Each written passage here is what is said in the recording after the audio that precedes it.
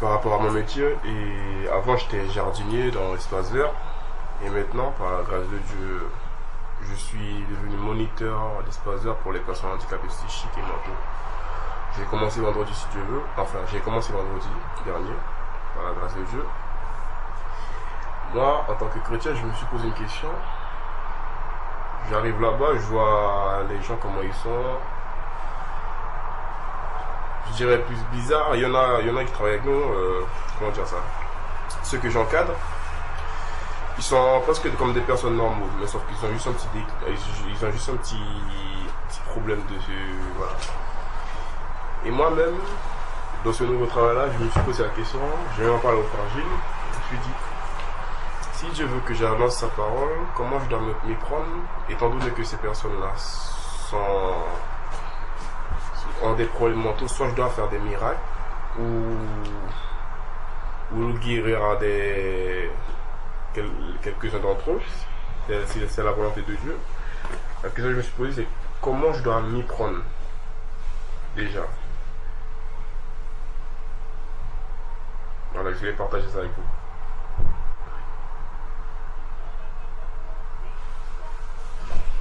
Gloire à Dieu. C'est Dieu qui met dans le cœur le vouloir et le faire. Donc on bénit son nom déjà de ce que il a ouvert tes yeux sur le besoin de recevoir le Seigneur qu'il a et sur la souffrance de ces personnes. Donc ça déjà c'est un bon point de départ, à mon sens, que tu sois sensible que Dieu ne t'a pas envoyé là-bas par hasard.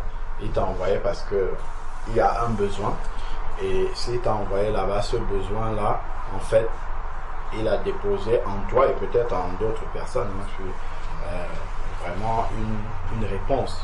Maintenant, la manière dont il va te diriger, lui seul sait. Moi, je peux te donner un conseil, mais ce n'est pas forcément la manière dont Dieu veut que tu agisses. Donc, si il t'a permis d'ouvrir les yeux dessus, déjà, prie pour que le Seigneur te dirige dans la manière, peut-être pas une seule parole, ça peut réveiller quelqu'un, peut-être vraiment que le Seigneur dirige tes pas. Peut-être ces personnes-là n'ont pas besoin que tu leur prêches l'évangile comme on prêcherait à une personne qui a toutes ses facultés. Peut-être Dieu veut simplement que tu poses sur ta main sur le corps de l'un et que tu dis sois guéri, et que la personne soit guérie et que ça suscite quelque chose. Donc vraiment, demeure dans la prière pour que Dieu te révèle la manière dont tu dois en fait agir vis-à-vis de ces personnes, sachant que peut-être tu ne vas pas agir de la même manière envers tous, tu vois. Donc c'est vraiment une conduite particulière que le Seigneur va te permettre de pouvoir avoir au milieu de ces personnes. Sachant que après il ne faut pas t'arrêter aux limites humaines que nous pouvons avoir. Si Dieu te demande de parler à ces personnes-là comme ça, parle simplement. Parce que Dieu te le demande. Je me rappelle une fois, quand j'étais dans l'ancienne assemblée où on était sorti. Donc une fois, un samedi matin, on était en train de se préparer pour sortir en évangélisation, et puis il y avait soit une rencontre des serviteurs de Dieu, ils étaient venus là, et il y a un qui nous voyait faire ça. Il nous dit faites ça avec beaucoup de sérieux parce que c'est un travail important. Et après il a commencé à nous raconter son propre témoignage, comment il était arrivé quelque part et puis des gens l'ont abordé, lui ont donné un traité d'évangélisation, il a froissé ça, il a mis ça dans sa poche, et quelque temps après le Seigneur lui a permis d'ouvrir ce traité, de lire et d'avoir envie d'aller à l'adresse qui était mentionnée dessus, et c'est comme ça qu'il a reçu le Seigneur. Et par la grâce de Dieu, la personne qui lui avait donné ce traité-là, c'était une sœur qui était dans l'assemblée, et il s'est marié avec cette sœur-là. Il sortait évangéliser avec elle après. Et il nous disait qu'un jour, ils sont sortis évangéliser, et ils ont trouvé quelqu'un qui était en état d'ébriété. Il était là, comme ça, et ils se sont dit, celui-ci, il est sourd, il n'entend rien, il n'est pas en lui-même. Ça sert à rien, on va aller parler à ceux qui sont lucides. Et après, comme ça, quelque chose leur a poussé de venir et de parler à celui-là qui était là comme ça dans un état d'ivresse avancé. Ils sont venus, ils lui ont parlé, ils ont parlé. Je ne sais pas s'ils lui avaient laissé un traité ou quelque chose, ils sont partis. Et peu de temps après, celui qui était sous là, il est venu à l'assemblée où ils étaient et il a reçu Jésus-Christ. Et il a témoigné que c'est le jour où il était sous là, c'est là qu'il a reçu la parole de Dieu. Donc comme quoi Dieu est capable, quand c'est sa parole, de disséquer, même si la personne est dans n'importe quel état, comme ce n'est pas n'importe quelle parole qui est en train de lui dire, le Seigneur est capable de faire en sorte qu'il entende cette parole, juste cette parole-là, que ça lui reste. Même après qu'il soit sorti de son état d'ébriété, souvent, quand quelqu'un est sous, bon, dans mon ancienne vie, j'ai eu l'occasion d'être sous, donc je sais comment un peu ça peut être. Donc en fait, quand on revient à nous-mêmes, on oublie ce qui s'était passé quand on était dans cet état-là, parce qu'on dit on était dans un état second. Donc le Seigneur peut permettre que la personne qui sort de l'état d'ébriété-là, il sort en ayant tout oublié, sauf la parole de Dieu qu'il a eue. Tu vois, donc quelqu'un peut même être dans des troubles mentaux et tout, si Dieu a décidé de l'amener à la conversion d'abord dans cet état-là et de le guérir plus tard, Dieu peut faire ça. Comme Dieu peut le guérir, comme le démoniaque de Gadara, Jésus l'a d'abord guéri, ensuite il a parlé. Mais le Seigneur peut décider que même dans son état-là, pour manifester sa gloire, il va comprendre, il va recevoir la parole de Dieu dans cet état-là. Donc, c'est pour ça que je dis, on ne peut pas fixer une règle comme ça et dire, frère, va, sauf si vraiment en priant, Dieu dit, et dit, bon, voilà, frère James, voilà ce que tu vas faire. Et là, vraiment, c'est le Seigneur qui dirige. Mais je crois que pour ce type de cas un peu particulier de personnes qui n'ont pas toutes leurs facultés, ainsi de suite, il faut vraiment demander à Dieu au cas par cas de conduire la manière dont tu dois leur annoncer l'évangile, leur manifester l'amour, ainsi de suite. Enfin, Dieu lui-même sait comment est-ce qu'il va procéder. Moi j'ai un sujet à partager. D'abord je bénis le nom de Dieu parce que malgré le mauvais état que j'ai traversé ces 2 jours-là, du coup bloqué tout ça, il a permis que ce matin je me réveille en bon état pour venir. Et c'est un sujet sur lequel j'ai compris, j'ai la réponse, mais je ne suis pas convaincu de ma réponse. Donc je voudrais qu'ici les frères m'expliquent un peu si vraiment je suis dans la vérité de ce sujet-là, ou peut-être il y a des explications plus bibliques, machin, tout ça pour m'orienter.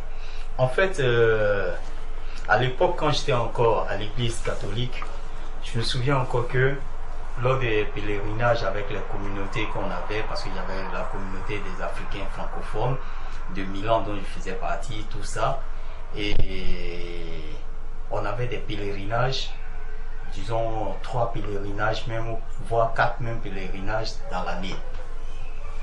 Et quand ça s'organisait, c'était presque toutes les communautés qui se rencontraient. On décidait par exemple de se rencontrer soit dans le diocèse, toutes les diocèses décidaient par exemple de se rencontrer dans le département de l'Essonne.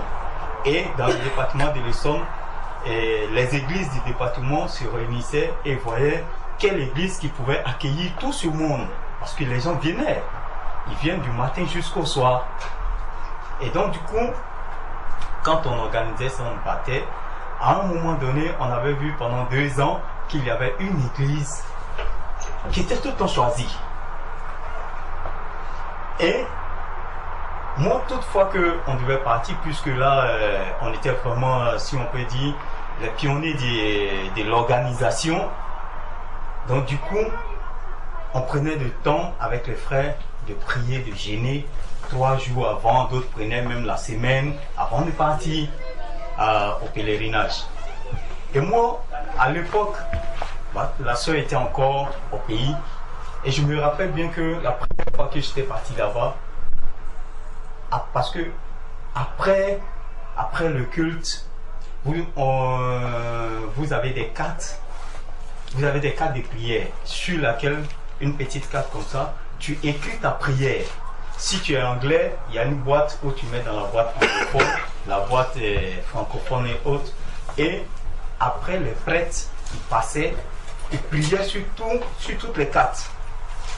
Et je me souviens que ma carte était toujours: Père, permets-moi que je puisse avoir la possibilité de faire le regroupement familial pour faire entrer ma famille auprès de moi. Car toi-même tu sais qu'il n'est pas bon qu'un homme vive loin de sa famille. J'ai fait ces vœux-là, j'ai écrit et j'ai laissé. L'année qui a suivi, j'ai fait la demande du regroupement familial.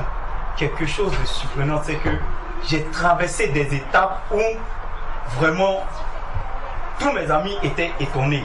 Parce que là où on disait qu'il allait avoir vraiment des problèmes là-bas, ça n'a pas été un problème. Jusqu'à ce que c'est sorti. Et quand j'ai expédié au pays, elle aussi, avec les relations là-bas, tout ça, elle a fait les choses. 2 semaines à l'ambassade, on l'appelle pour lui dire: ton visa est prêt, viens chercher. Elle était surprise même que c'était aussi tôt, tout ça. Et puis, elle est venue. Quand elle est arrivée, et quelques mois après, j'ai fait venir ma fille, parce qu'ils avaient eu le visa ensemble, tout ça. Et quand elle est venue sur la France, je lui disais, parce qu'on avait mis déjà une chose, c'est que on voulait avoir un deuxième enfant. Surtout que Yasmine était seule et puis tout le temps se plaignait de non, je veux avoir un frère, tout ça. Donc, l'année encore qui a suivi, dans le même coin, dans la même ville, j'ai fait la même chose. J'ai prié Dieu sur ma carte que j'écrivais pour la prière. Je lui demandais qu'il nous permette d'avoir un second enfant. Parce que c'est vrai. Yasmine avait déjà 9 ans quand elle est venue. Donc, après 9 ans, tout le monde dit que c'est difficile pour la femme d'avoir un second enfant, c'est ceci, cela, tout ça. Donc, je mettais tout en prière. Et j'avais rédigé, j'ai laissé ça, puis je suis parti. Effectivement, la même année, elle a pris la grossesse, et puis l'année qui a suivi, elle a fait l'enfant. Aujourd'hui, pas aujourd'hui même, mais les autres fois qu'on nous avait encore invité pour d'autres pèlerinages, par exemple à Lourdes, bon là je n'ai pas eu le temps de partir, à Medjugorje comme on le dit là, les frères sont partis, là je n'étais pas parti, tout ça, mais c'était resté dans ma tête que cette église où on était parti pour faire le pèlerinage, qui est dans une ville qu'on appelle Padova, c'est la ville de, comment on l'appelle là, celui qu'on appelle Padre Pio, et c'est parce que vous avez entendu parler de lui. C'est là que je me sentais vraiment, quand on dit un pèlerinage là-bas, je suis toujours prêt, disponible, et même préparé, même toute la semaine à jeûner 3 jours avant de partir. Donc je me posais la question, est-ce que c'est le lieu qui m'est favorable, où Dieu entend plus mes prières, ou c'est parce que Dieu n'a pas d'endroit où il entend la prière de ses enfants. Mais aujourd'hui, sortant de l'église catholique, avec les enseignements que je reçois, je comprends que, pour moi, c'est pour ça au départ j'ai dit, je ne sais pas si j'ai la réponse, mais je ne sais pas si je me trompe. Parce que la réponse que j'ai aujourd'hui avec les enseignements, c'est que Dieu entend la prière de ses enfants partout où ils seront, pourvu que la prière qu'ils demandent à Dieu soit sincère. Donc, avant je me trompais que c'est dans cette ville-là, l'église où je priais là, que Dieu exauçait mes prières. Mais aujourd'hui je comprends que ce n'est pas forcément là-bas que Dieu exauçait mes prières. Si bien que même l'année surpassée, j'étais encore ici.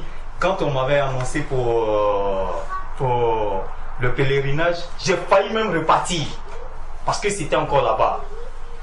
Je ne sais pas si, pasteur Dachet, tu te rappelles, c'était la fête des pères à l'Assemblée, où le jour, on devait faire une exhortation des jeunes. Et puis j'avais dit que je prie, je demande une prière pour mes frères qui actuellement vont à un pèlerinage. C'était ça. Je voulais même repartir parce que c'était dans cette même ville encore. Donc vraiment ici, je voulais demander aux frères ici, est-ce que je me trompe peut-être sur ma réponse ou si je suis vraiment dans la bonne réponse? C'est ça. Avant que le frère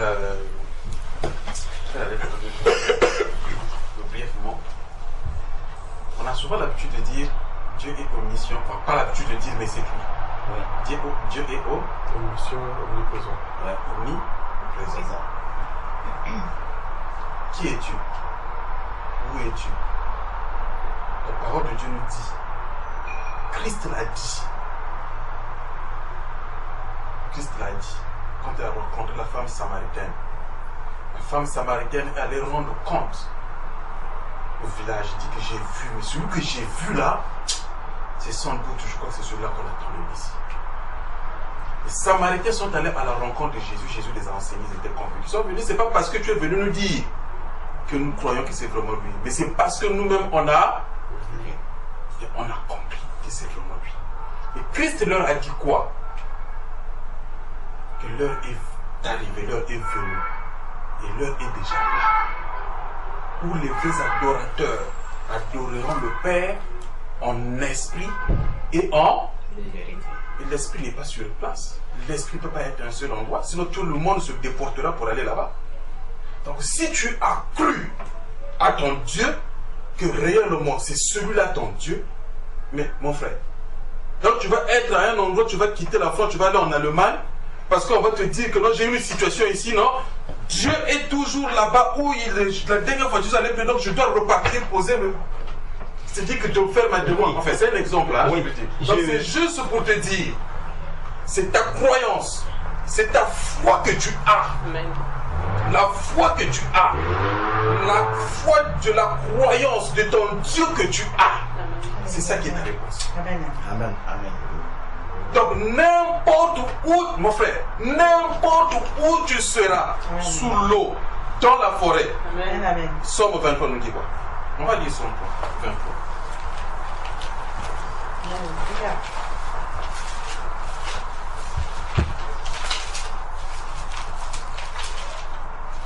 Souvent c'est ça qui nous bloque dans Somme 23.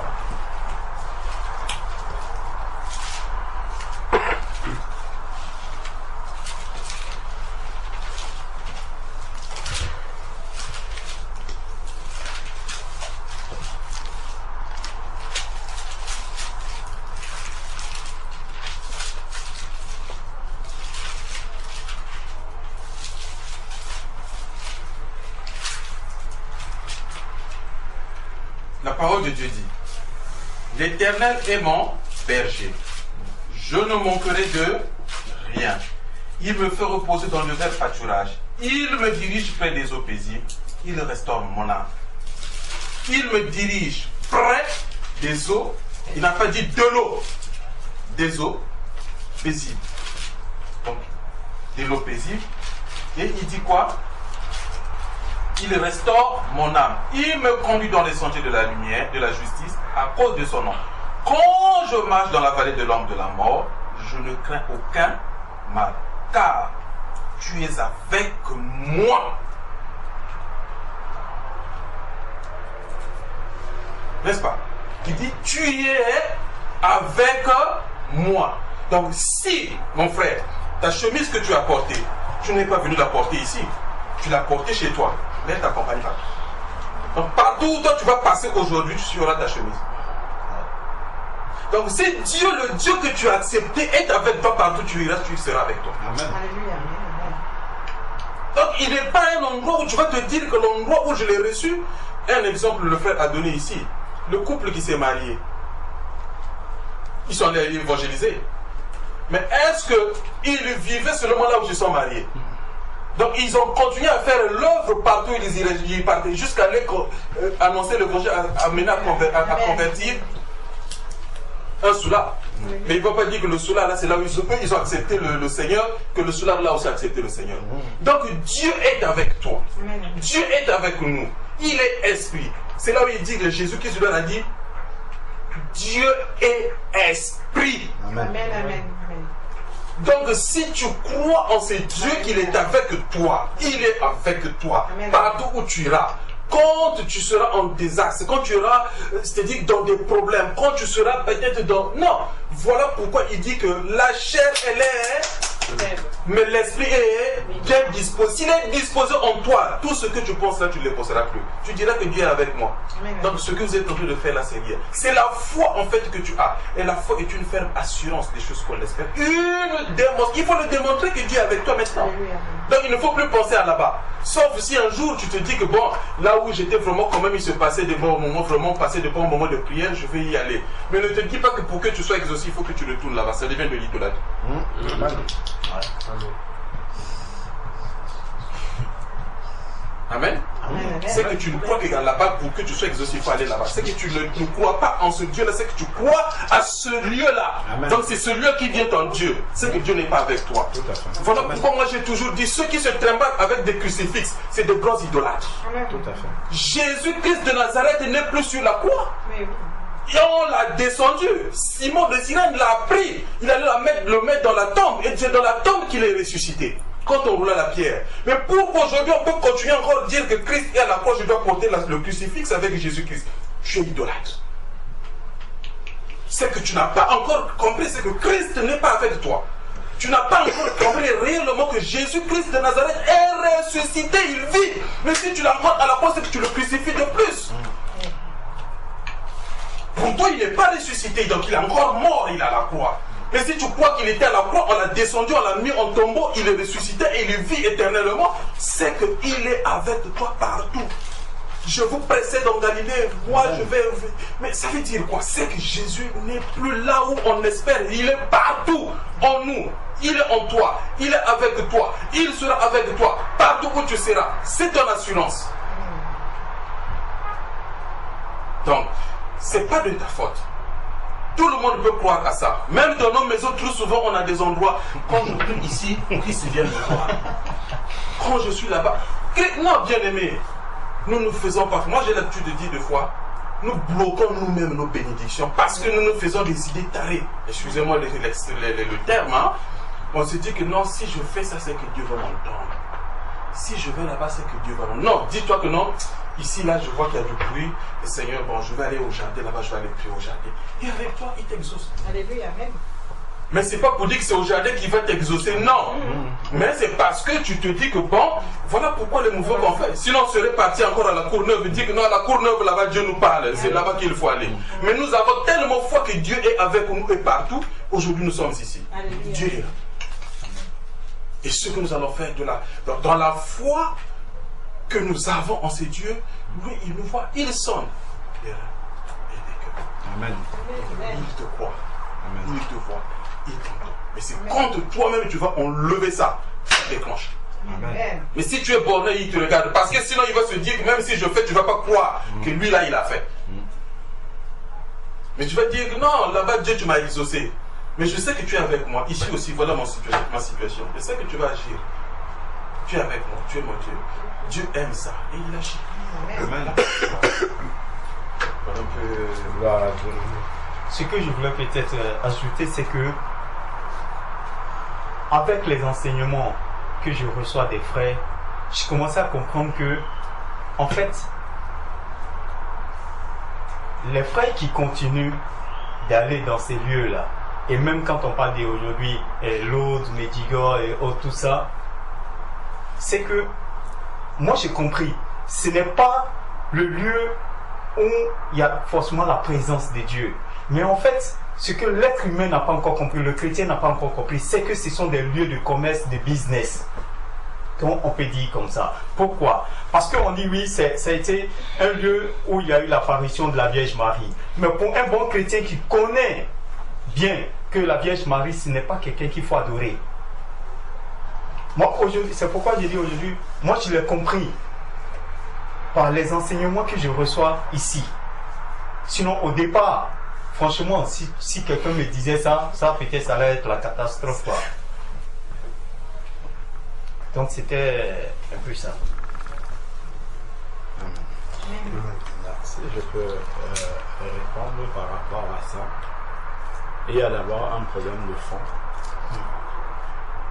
par rapport à ce qui pousse à considérer cet endroit-là comme étant un endroit particulier de la présence de Dieu. C'est d'abord un problème de fond. Et ça se trouve dans le passage que le frère a cité. Si on lit, on va peut-être mieux comprendre. Dans Jean chapitre 4, lorsque Jésus était avec la femme samaritaine.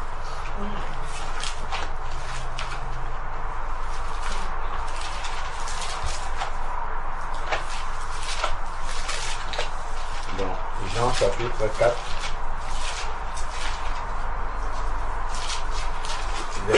versets 21 et 22.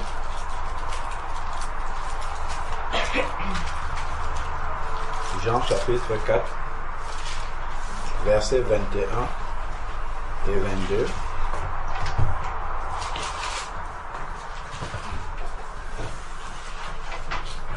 Ouais, c'est bon. Jean 4, versets 21 à 22. Donc c'est Jésus qui s'entretient avec la femme samaritaine.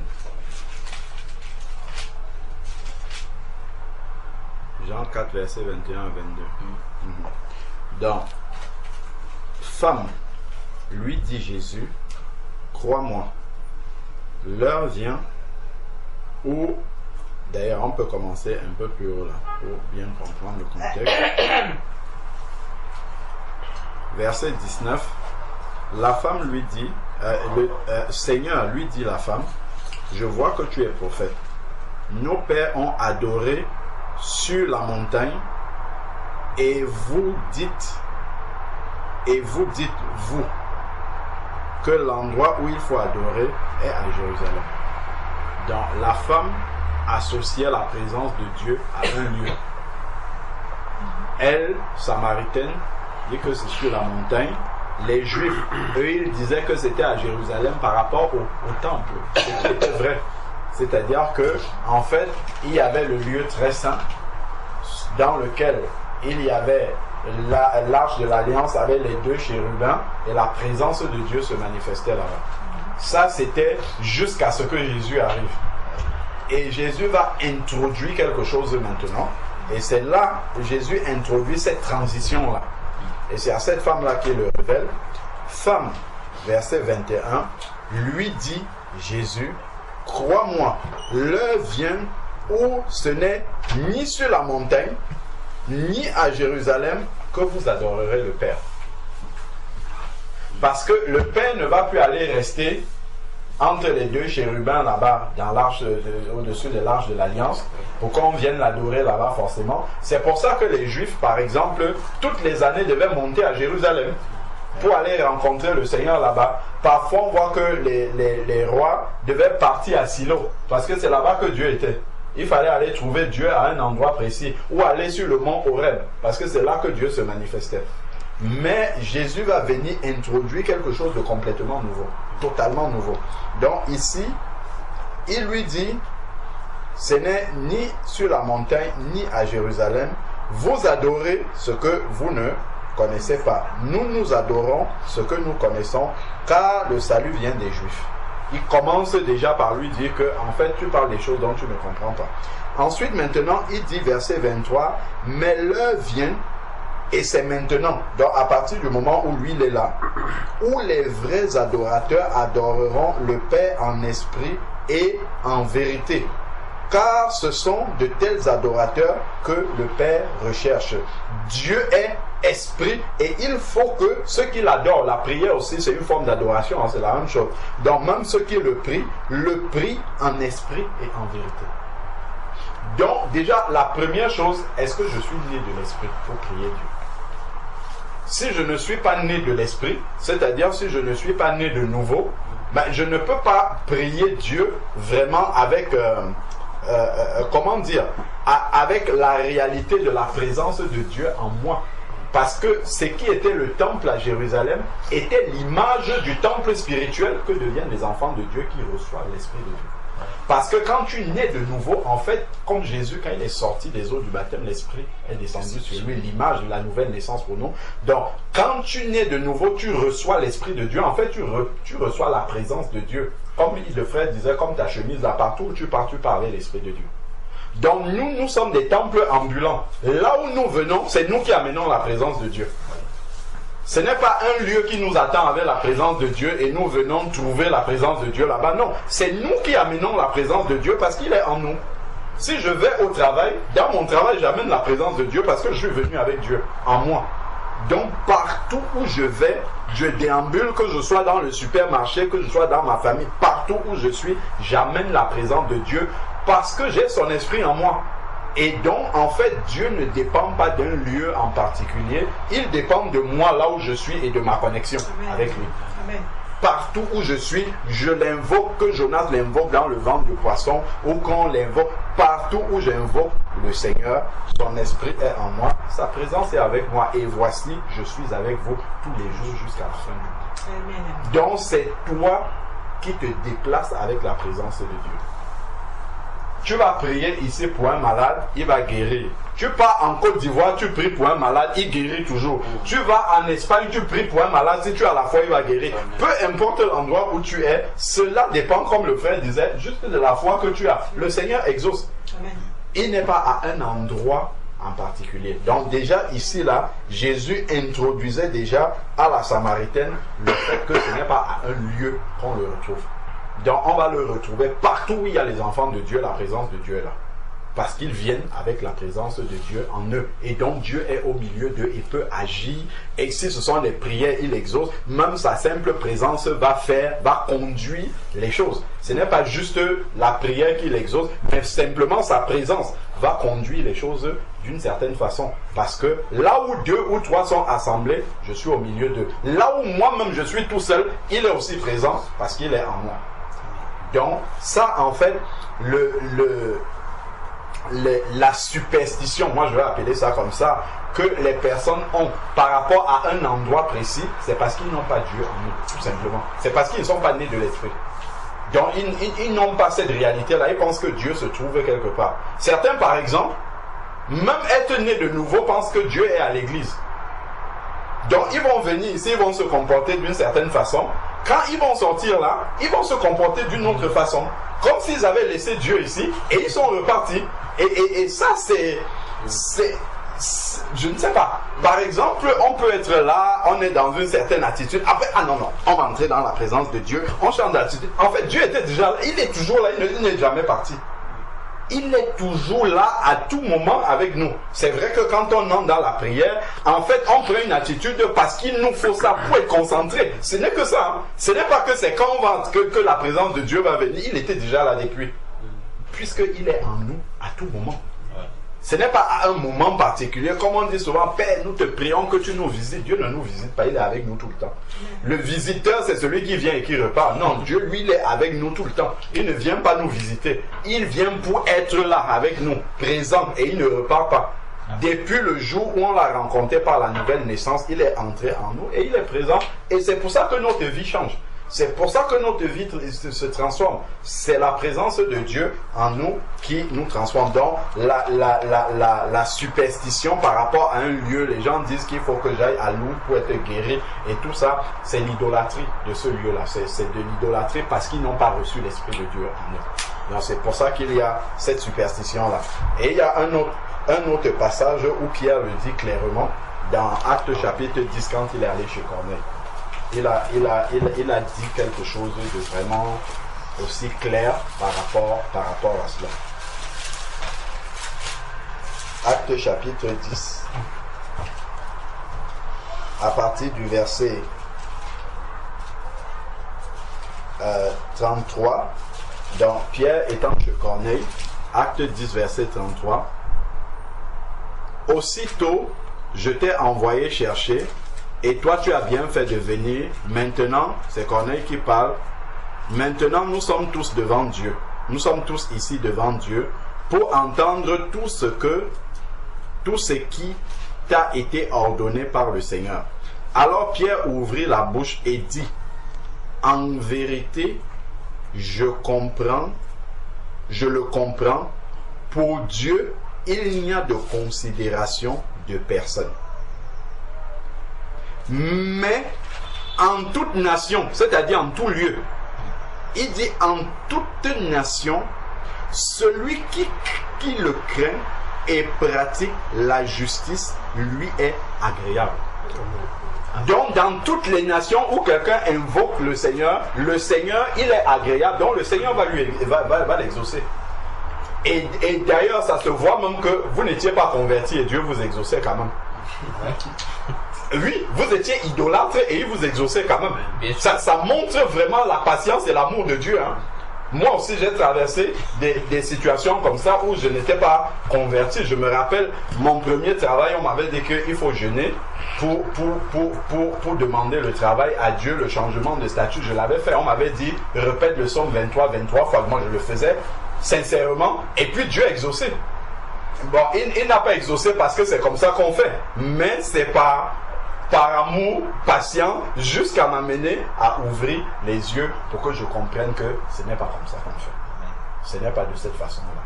Donc le Seigneur dit bien qu'en toute nation, partout où il y a quelqu'un qui l'invoque d'un cœur pur, il vient, il exauce. Donc Dieu est omniprésent et il n'agit pas simplement dans un lieu. Et le risque justement derrière, c'est de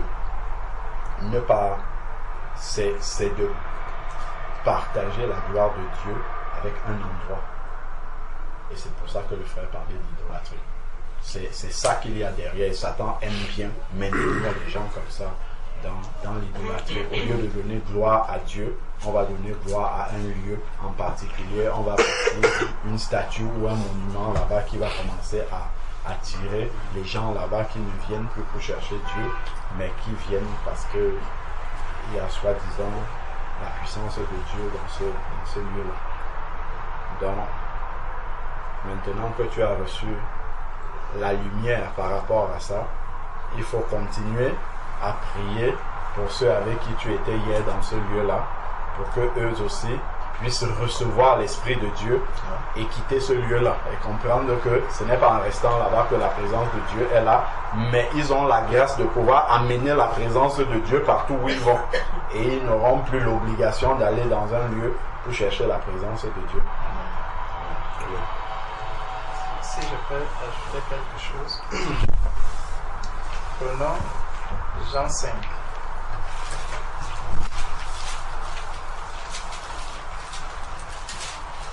Jean chapitre 5, à partir du verset 1. Ce qui était, c'est ce qui est, et c'est ce qui sera toujours. Amen. Après cela, il y eut une fête des Juifs, et Jésus monta à Jérusalem. Or, à Jérusalem, près de la porte des brebis, il y a une piscine qui s'appelle en hébreu Bethesda et qui a 5 portiques. Donc on peut dire, or à Paris, en France, il y a un endroit, je ne sais dans quelle province, où se trouve Lourdes. C'est dans le sud là-bas. Voilà, dans le sud. Donc il y a Lourdes là-bas, on décrit bien où se trouve Lourdes. Et on nous dit, sous ces portiques étaient couchés un grand nombre de malades, des aveugles, des boiteux, des paralytiques, qui attendaient le mouvement de l'eau. Car un ange descendait de temps en temps dans la piscine et agitait l'eau. Et celui qui y descendait, le premier, après que l'eau avait été agitée, était guéri, quelle que fût sa maladie. Donc, on voit ici une piscine dans laquelle les gens se trouvent tout autour et le Créateur voit tout cela et en fait, ce que le Seigneur fait, c'est qu'il met certaines choses au devant de nous pour nous révéler vraiment l'état profond de notre cœur. Tu vois, mon frère. Parce que le miracle, et ça c'est quelque chose de très dangereux. Certaines choses que les hommes reçoivent, que ce soit les païens, surtout les païens, même les chrétiens, cela peut être, sera même pour eux un jugement par la suite. Parce que le Seigneur va faire des reproches à Matthieu 11, on va le voir, à Matthieu 11, à ceux qui ont vu les miracles, mais qui sont restés au niveau des miracles. Est-ce que tu vois? C'est que les gens ne se posent pas la question de savoir si même à Lourdes, il y a quelque chose qui guérit. Qu'est-ce qui peut faire en sorte que juste peut-être une pierre ou ceci, je n'ai jamais été là-bas, je ne sais même pas comment est-ce que c'est constitué et tout, mais comment est-ce que peut-être une pierre, un endroit, les gens peuvent arriver là, quelqu'un ressort et dit j'étais malade, maintenant en retournant je suis guéri. D'où est venue cette pierre et toutes ces questions? L'être humain se contente du fait que je suis allé à Lourdes, je suis guéri. Bon, est-ce que c'est une véritable guérison? Est-ce que c'est une guérison parce que si quelqu'un était aveugle et qu'il voit maintenant clairement, bon, ça, je ne sais pas s'il y a ces témoignages et si c'est constant, si c'est continuel. Parce que ici, quand on regarde dans le cas de Jean 5, on nous dit bien que chaque fois, et on va nous dire par la suite que peu importe la qualité de maladie, tu vois, et c'est l'ange qui vient. Et regardons bien ce qu'ils nous disent. Et ça va nous montrer la différence entre lorsque Dieu va par exemple agir, si c'est Dieu qui agit vraiment à Lourdes. Tu vois, si c'est Dieu qui agit à Lourdes ou si ce n'est pas Dieu. Parce que voici un cas ici. Et on nous dit, sous ces portiques étaient couchés un grand nombre de malades, des aveugles, des boiteux, des paralytiques, qui attendaient le mouvement de l'eau. Car un ange descendait de temps en temps, donc ce n'était pas déjà tout le temps, donc il descendait de temps en temps dans la piscine et agitait de l'eau. Et celui qui descendait, le premier, après que l'eau avait été agitée, était guéri, quelle que fût sa maladie. Donc nous voyons que déjà c'est de temps en temps, donc ce n'est pas tout le temps, ce n'est pas avec n'importe quel vent qui vient, on nous dit de temps en temps quand l'eau est agitée, les gens voient comment l'ange descend et dès que l'ange descend, il y a un mouvement qui va s'effectuer et celui qui tombe dans l'eau, quelle que soit sa maladie. Est-ce que tu vois? Donc, ce n'est pas que ça sera seulement des personnes qui y vont peut-être pour chercher le mariage, ça ne sera pas seulement des personnes qui y vont pour chercher par exemple une promotion. Non, on dit quelle que soit la maladie. Tu souffres de la lèpre, dès que tu tombes, tac, c'est fini. Tu es aveugle, dès que tu tombes, tac, c'est fini. Tu souffres de ceci, dès que tu... Donc on voit le signe qui montre que voici ce qui Dieu est en train d'agir maintenant. Comme Dieu est en train d'agir, tac, il tombe. Le premier. Donc, celui qui est le plus fort, le plus robuste, le plus costaud, voilà. Donc, c'est la course vraiment pour... On s'attend, on attend, on se dit, dès que ça va pointer, on saura que là maintenant, le Seigneur est là, tac, il tombe. Et donc, qu'est-ce qui se passe? On nous dit, là se trouvait un homme depuis 30 ans, depuis 38 ans, voilà.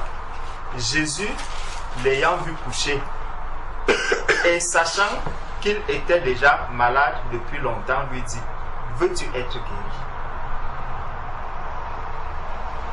Le malade lui répondit, Seigneur, je n'ai personne pour me jeter dans la piscine quand l'eau est agitée, et pendant que j'y vais, un autre descend avec moi. Avant moi. Un autre descend avant moi. Verset 8. Lève-toi, lui dit Jésus, prends ton lit et marche.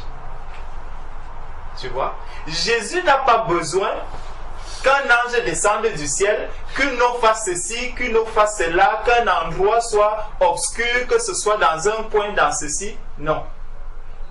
Quand je m'adresse à Jésus, Jésus agit. Est-ce que tu vois? Jésus agit. Maintenant, quand des choses se passent autour de nous où les gens vont dire, il y a à tel coin où je suis déjà en train, chaque fois que je me retrouve dans tel coin, il y a, faisons très attention quand nous nous trouvons dans de telles situations. Le frère parlait justement de l'idolâtrie, mais le Seigneur justement peut amener les gens vraiment à obtenir même des guérisons là à Lourdes. Tu vois, ils vont obtenir des guérisons à Lourdes, ils vont obtenir tout ce qu'ils veulent au niveau de Lourdes. Mais ces personnes, s'ils ne font pas attention, ils vont être aveuglés et ils vont dépendre entièrement et totalement de Lourdes. Mais c'est ce qu'il a dit. Voilà, ils ne chercheront plus jamais le Seigneur. Ils ne chercheront parce que il y a une chose dont le Seigneur a en horreur, c'est l'idolâtrie. C'est l'idolâtrie. Le Seigneur n'aime pas du tout. Quand tu regardes un peu comment le Seigneur s'était irrité contre le peuple d'Israël à cause de l'idolâtrie.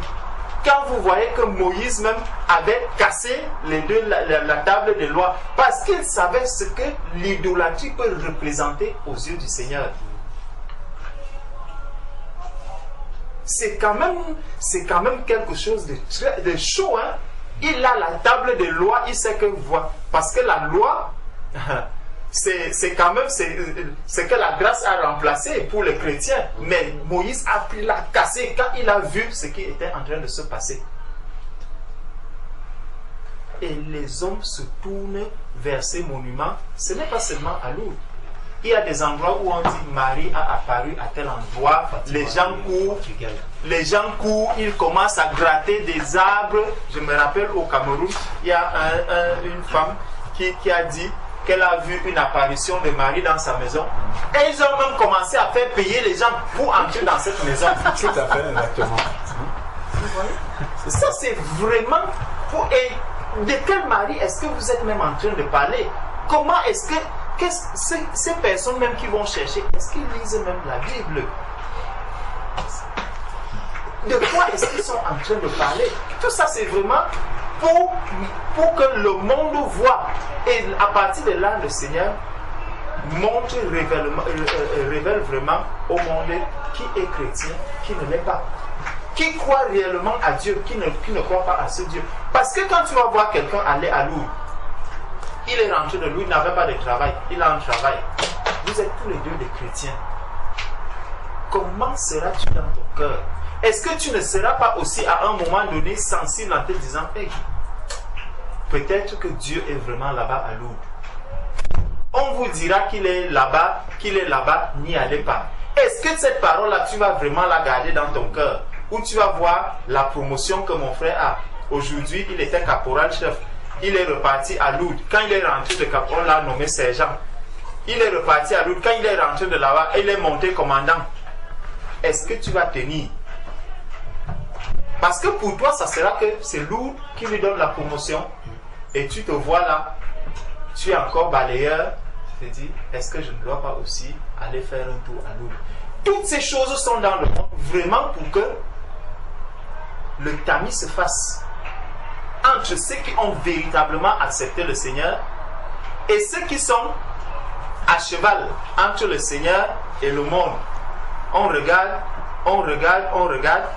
Dans Matthieu, prenons maintenant Matthieu 11.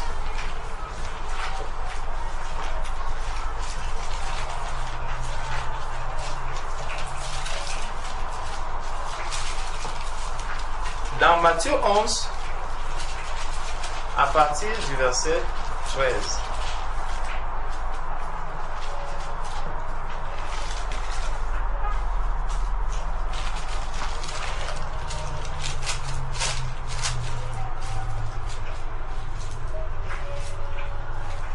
Matthieu 11 à partir du verset 13. Car tous les prophètes et la loi ont prophétisé jusqu'à Jean. Et si vous voulez le comprendre, c'est lui qui est l'Élie qui devait venir. Que celui qui a des oreilles pour entendre, entende. À qui... Non, commençons même au verset 20. C'est là. Alors il se mit à faire des reproches aux villes dans lesquelles avaient eu lieu la plupart de ces miracles. Là, on parle des miracles du Seigneur. Donc là, on a d'abord essayé de voir les miracles. Là, on parle vraiment des miracles que le Seigneur faisait. Il dit, parce qu'elle ne s'était pas... Alors il se mit à faire des reproches aux villes dans lesquelles avaient eu lieu la plupart de ces miracles, parce qu'elles ne s'étaient pas repenties. Ce que l'être humain doit comprendre, c'est que lorsque les miracles même s'accomplissent venant du Seigneur, c'est parce que le Seigneur veut amener le cœur de l'être humain à la repentance, à comprendre qu'il y a un Dieu suprême qui fait des miracles, qui fait des choses extraordinaires. Et ce Dieu-là est saint, ce Dieu-là est parfait. Donc quand je vois de telles choses, je lis dans la parole que ce Dieu a préparé un jugement pour ceux qui vont s'endurcir, pour ceux qui ne viendront pas à lui, pour ceux qui ne le connaîtront pas. Il y a un jugement pour eux. La seule chose qui doit arriver dans leur vie, c'est se repentir et se mettre en ordre vis-à-vis du Seigneur. Amen. Donc c'est vraiment pour ça que tous ces miracles-là qui se passent, à gauche, à droite, c'est pour ça qu'il y a des miracles. Donc quand même les gens vont à Lourdes, les gens vont soit à de Fatima, à tous ces... Si même ces miracles venaient de Dieu, les gens doivent comprendre que le but de ces miracles, c'est qu'ils soient conduits à la repentance. Amen. Et se repentir, et lorsqu'ils se sont repentis, ils se détournent maintenant, parce que leurs yeux doivent s'ouvrir. Quand vous regardez par exemple dans Jean 5, celui qui a fini, celui qui avait reçu, le paralytique qui avait reçu la guérison du Seigneur, il n'est plus resté là parce qu'il comprend que Jésus est plus puissant que la simple eau qui est là.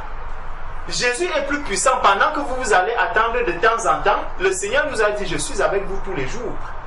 Le Seigneur est venu présentement devant quelqu'un, il lui a dit, toi, ne regarde pas tout ce qui est en train de se passer là.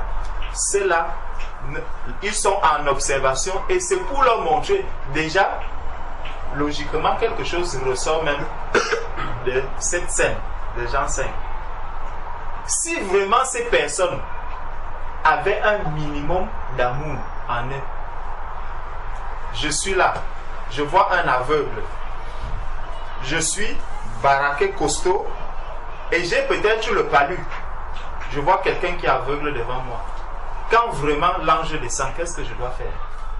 Prendre l'aveugle, le balancer dans l'eau. Et là, on voit quelqu'un qui a l'amour. Quelqu'un qui connaît même le Seigneur. Là, on le voit. Et là, on voit que celui-ci, vraiment, il renonce à lui-même. Ça veut dire qu'il est prêt vraiment à donner sa vie pour ceux qui sont en souffrance à côté de lui.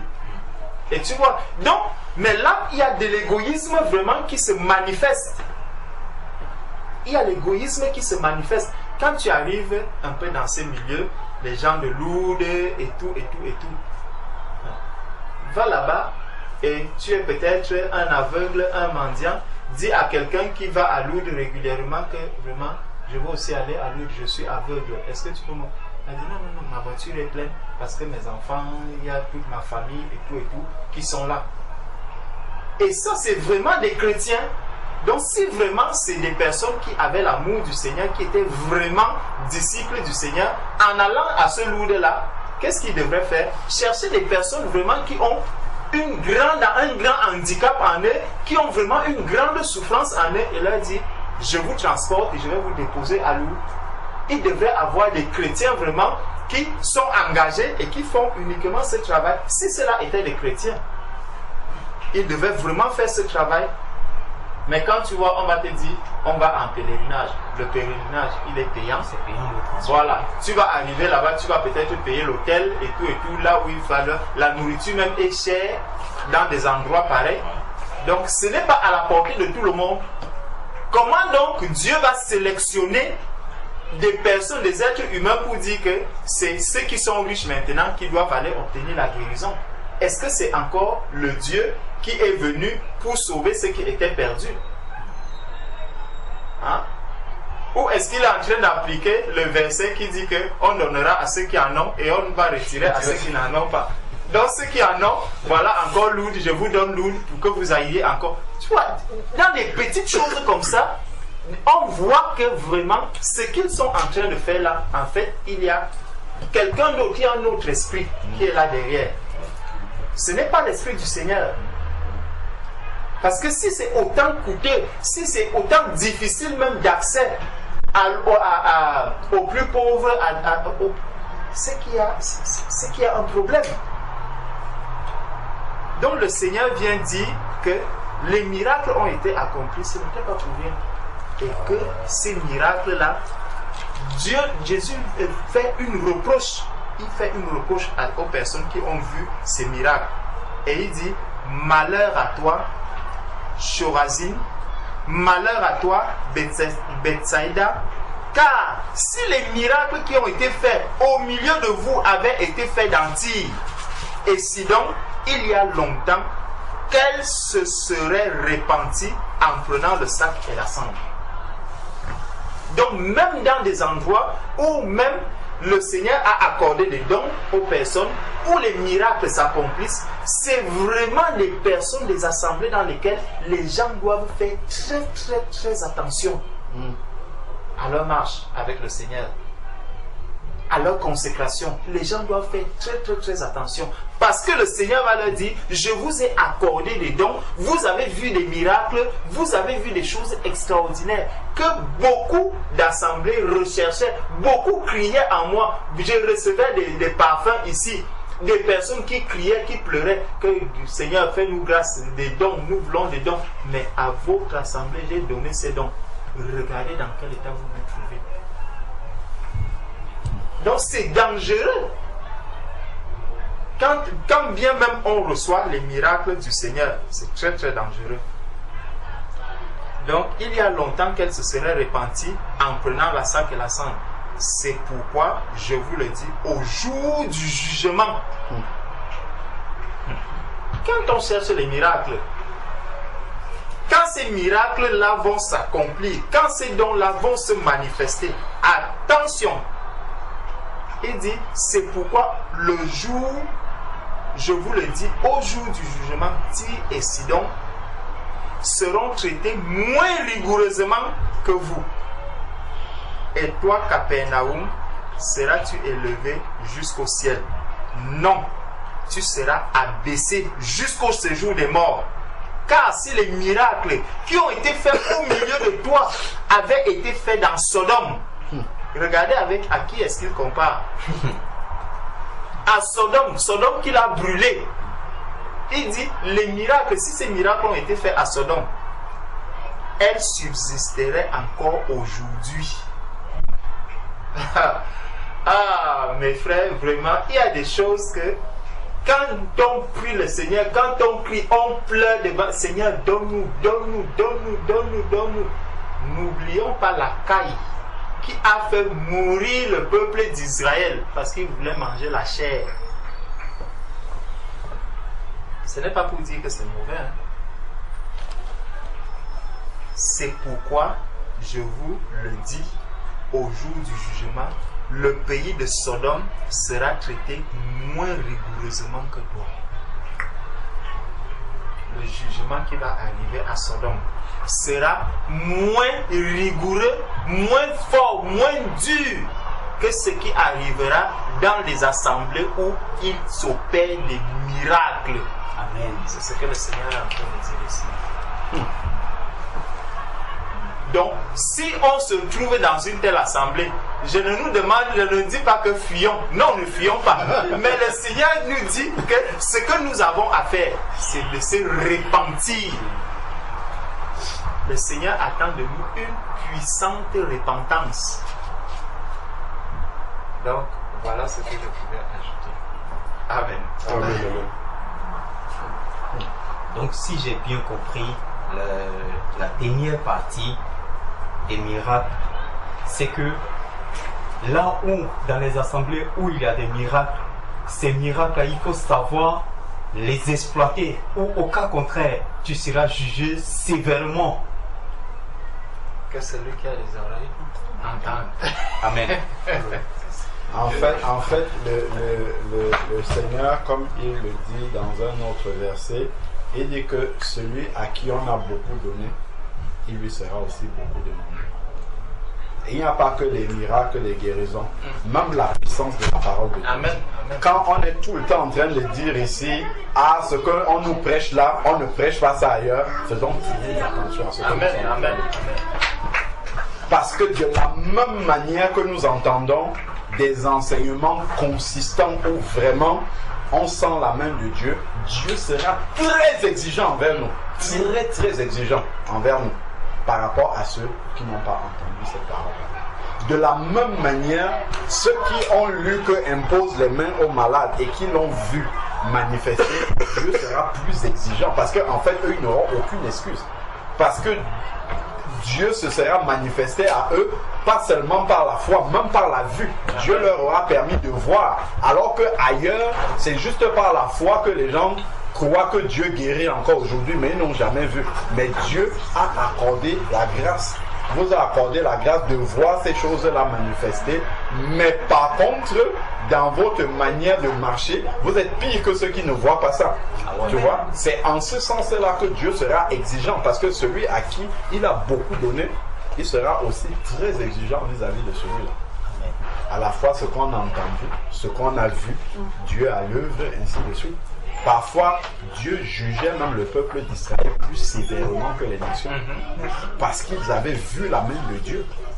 D'ailleurs, regardez, quel est le peuple dans le monde qui a subi le plus? Les gens aiment souvent comparer l'esclavage. Vous avez vu un peu les images de la Shoah? C'est le peuple qui a le plus souffert au monde. Hein. Quand on montre comment on les met dans les chambres à gaz, on les gaze comme c'est le peuple de Dieu. Hein. C'est parce qu'ils sont enfants de Dieu que Dieu fait ça. C'est parce qu'ils ont rejeté le Messie. Ils ont dit que leur sang, son sang retombe sur nous et sur nos enfants. C'est ça qu'ils sont en train de subir. Parce que c'est un peuple sur lequel la main de Dieu est de la même manière le jugement de Dieu aussi sur eux. Mais c'est le peuple je ne sais pas s'il y a un peuple qui a souffert comme les Juifs dans le monde entier et qui souffre encore l'antisémitisme et ainsi de suite. Parce que justement Dieu leur a tellement donné qu'il est aussi très exigeant vis-à-vis d'eux. Quand le Seigneur se tourne, il voit que dans le pays où Jésus a marché, il y a les gay pride et tout ça. Dieu peut encore supporter que la France fasse ça. Là où Jésus n'a jamais mis ses pieds. Mais quand il voit son pays où le temple de Salomon était et tout, et il voit qu'il y a des abominations comme ça là-bas, mais le jugement sur son peuple sera beaucoup plus grand. Donc de la même manière, on doit bien comprendre par rapport au passage que le frère a donné, que plus Dieu nous donne, que ce soit les dons, que ce soit la parole, que ce soit les miracles, que ce soit, il sera hyper exigeant aussi envers nous. Parce qu'il nous a beaucoup donné. Il va aussi demander beaucoup. Ce qui ne veut pas dire qu'on doit fuir, comme il disait. De toute manière, même si on ne demande pas, il a déjà donné. Donc, il s'attend seulement à ce qu'il y ait une marche qui correspond à ce qu'on a reçu aussi. Donc, nous tous, nous sommes là-dedans. D'où on doit commencer par la repentance et crier à lui pour qu'il nous aide à au moins marcher dans, même si c'est les 1 millième de ce qu'on entend là, au moins qu'on commence à le mettre. Si on veut changer le constat aujourd'hui, là où on parle plus de miracles, la repentance on y est presque. Malheureusement, c'est ça. On va vous parler plus de miracles, de puissance, on ne va pas vous parler de la repentance. Et le jugement, c'est là où il va être un peu plus sévère. Parce que le miracle peut être, n'importe qui peut recevoir le miracle, n'importe qui peut opérer le miracle s'il a la parole.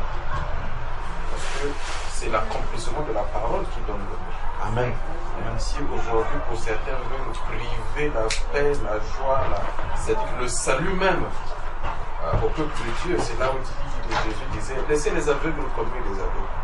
Mais si vous, vraiment, vous avez la lumière, vous voyez, ce que tu peux faire, tends le bâton à celui qui veut te suivre. Avec. Parce que sinon aujourd'hui, vous allez voir, nous sommes combien aujourd'hui? Si seulement on ne faisait véhiculer des miracles, on dit que non, là-bas à l'église. Mais il y a quelqu'un qui est tombé là-bas qui roulait par terre. Il y a quelqu'un qu'on a assez fait ceci, cela. Vous allez comprendre, vous allez trouver que les gens, quand les écoles vont partir, parce que le peuple suit le miracle. Mais est-ce que le miracle qui est en train d'être produit ou fait, comme disait le frère, connaissez-vous l'origine de la source? À Lourdes, où on dit qu'il y a des miracles là-bas, comme il a vient de le dire, est-ce qu'on sait d'où vient ce miracle-là? Mais si nous allons seulement à Lourdes parce qu'on dit qu'il y a des aveugles qui guérissent, il y a ceci qui guérissent. Mais qu'est-ce qui vous conduit, qui vous convainc que là-bas c'est vraiment de l'Esprit de Dieu qui en vient? Donc voilà pourquoi vous qui êtes en train de le faire, le jugement, amenez les gens à la repentance, de comprendre réellement d'où est-ce que peut nous venir le miracle, d'où est-ce que peut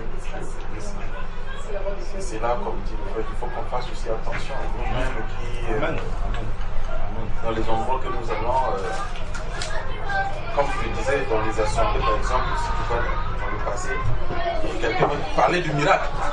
Dieu dit, il faut qu'on fasse la délivrance, on fait aussi. Et toi qui le dis, j'ai vu un esprit, mais va, commande à l'esprit de sortir. Parce que si Dieu te donne la vision, tu dis que non, il y a un esprit, Dieu aussi te donne aussi la vision pour dire l'esprit sort. Mais très souvent il dit il y a un esprit, mais lui-même il est incapable d'invoquer le nom du Seigneur pour que cet esprit-là sorte. Mais maintenant il va te demander. Non mais je vous dis, il va déléguer d'autres personnes. Pour aller prier. Ça je vous le dis, j'ai été dans le. Parfois on vous dit délivrance, va programmer la délivrance. Il y a un esprit dans le corps de la personne. Dis donc on va programmer, d'accord? Un jour, 2 jours, ça dépend, on va prier pour la personne. Il fait cette délivrance. Mais viens, on va partir. Il dit allez-y, je vous suis. Je vais venir. Vous ne verrez jamais cette personne-là. Non, vous avez Dieu avec vous, Dieu, mais tu dis qu'il faut. Mais donc, on va faire la délivrance, on va prier pour la personne ensemble. Jamais. Jamais. Le temps de voir Dieu a fait grâce vraiment pour prier pour jamais. Jamais vu. Après, ça emmène en fait à comprendre, il dit, mais qu'est-ce qui se passe? Donc c'est pour dire, c'est pas partout là où on parle de puissance ou des miracles là, vous allez comprendre que vraiment Dieu est là. Dieu est vraiment, c'est avec l'Esprit de Dieu que les choses sont en train d'être faites. Amen. Mais la connaissance, la parole de Dieu qui est en train d'être enseignée, c'est ça la force et la puissance. Amen. Et c'est ça qui emmène vraiment à la délivrance. Parce que la parole de Dieu qui vient, qui te convainc de ne plus manger soit de légumes, c'est un exemple que je prends. Il dit que tu ne dois plus manger de légumes parce que devant Dieu c'est mauvais, c'est un péché. Tu as déjà ta délivrance. Parfois on n'a plus besoin même d'imposer la main ou de recommander quoi que ce soit parce que du moment que tu as déjà pris selon en toi la parole de Dieu t'emmène déjà à. Lui-même il a dit à ses disciples, il vient, les disciples lui disent maître, voilà il y a un cas de maladie ici, nous on n'a pas réussi vraiment à délivrer cet esprit. Il dit, vous êtes esprit, nous sommes de peu de foi.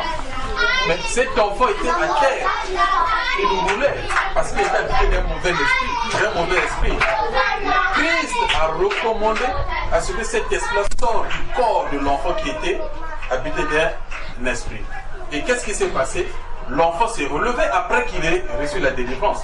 Mais rendons-nous compte aujourd'hui, il y en a beaucoup qui tombent et disent que non, l'esprit de Python, il tombe, l'esprit ceci, l'esprit humain ou bien c'est un esprit de Marie de Dieu, un exemple, comme aujourd'hui c'est surtout ça.